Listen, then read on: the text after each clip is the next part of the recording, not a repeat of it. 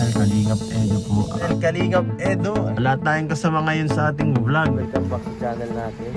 Kasi dito po, tanggapin niyo pa po. Kapag usapang tulong sa mga mahihirap, ay hindi naman magpapahuli ang Kalingap Charity Vloggers. Isa na nga dito sa Kalingap Charity Vloggers na nagbibigay ng tulong sa mga mahihirap ay itong si Kalingap Edo. Tay, ano na yan ha? Para meron pang pang-bili-bili. Maraming tao ang sumusuporta, nagmamahal, at palaging sumusubaybay sa YouTube channel ni Kalingap Edo. Dahil sino ba naman ang hindi mapapahanga sa kanya?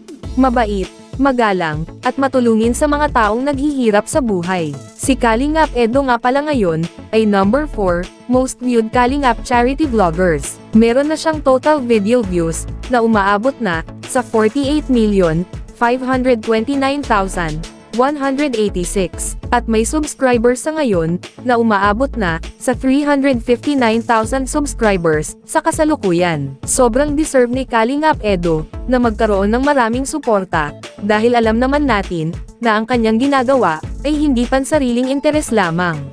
So yun mga idol, sa video na ito, ay ating pag-uusapan at aalamin, kung magkano na nga ba, ang estimated sahod ni Kalingap Edo sa YouTube, ngayong 2025. Gamit ang public website na Social Blade, ay ating malalaman o makikita, ang YouTube estimated sahod ni Kalingap Edo, ngayong 2025. Sa mga hindi pa nakakaalam, ang Social Blade nga pala, ay isang public website, na kung saan kahit sino, ay pwedeng tumingin sa analytics, at estimated earnings, ng isang YouTuber, or influencer. So yun mga idol, nandito na tayo sa Social Blade, at ito ang Social Blade channel, ni Kalingap Edo. Dito sa kanyang subscribers, ay nasa 359,000 na. Video uploads naman, ay nasa 861 na. Total video views naman, ay nasa 49 million. At user created, noong February 10, 2021. At dito naman sa baba mga idol, ang total grade niya, ay nasa letter B positive. Social Blade rank, ay pang 214,630. Subscriber rank, ay pang 1,940. Video views rank, ay pang 351,208. At ang country rank dito sa Pilipinas, ay pang 698. So yun mga idol, dito naman sa subscribers ni Kalingap Edo, noong last 30 days, ay merong pumasok na 5,000 subscribers. At dito naman, sa video views ni Kalingap Edo, noong last 30 days, ay merong pumasok na 2,400,000. So yun mga idol, dito naman tayo, sa daily channel metrics ni Kalingap Edo. Makikita natin dito, ang pumasok na subscribers, pumasok na video views, at ang estimated earnings, sa bawat araw. Pero mga idol, ang titingnan natin dito, ay ang daily average, at weekly average. At disclaimer lang mga idol, ang impormasyon na ibinabahagi ko sa inyo, ay isang estimated earnings lamang. Dahil ang website na ito, ay nagbabase lamang sa views, ng bawat video. So yun mga idol, umpisahan natin dito, sa daily average. Dito sa subscribers ni Kalingap Edo, sa loob ng isang araw, ay merong pumasok na 167 subscribers. At sa video views naman ni Kalingap Edo, sa loob ng isang araw, ay merong pumasok na 79,154. At dito naman, sa estimated earnings ni Kalingap Edo sa loob ng isang araw, simula dito sa lowest ay merong pumasok, na $20 hanggang sa highest na umabot ng $317. At kung i-convert natin ito sa Philippine Peso, ang katumbas nga pala ng $1 sa Philippine Peso ngayon ay nasa 57 pesos. So yun mga idol, ang katumbas ng $20 sa Philippine Peso ay nasa 1,140 pesos. Ito ang posibleng kikitain ni Kalingap Edo sa loob ng isang araw sa lowest estimated earnings. At ang katumbas naman ng $317 sa Philippine Peso ay nasa 18,069 pesos. Ito naman ang posibleng kikitain ni Kalingap Edo sa loob ng isang araw sa highest estimated earnings. Bago natin ipagpatuloy ang video na ito, ay please naman po mga idol, paki-click naman ng like bilang suporta sa video na ito. Maraming salamat po mga idol. So yun mga idol, dito naman tayo sa weekly average. Dito sa subscribers ni Kalingap Edo, sa loob ng isang linggo,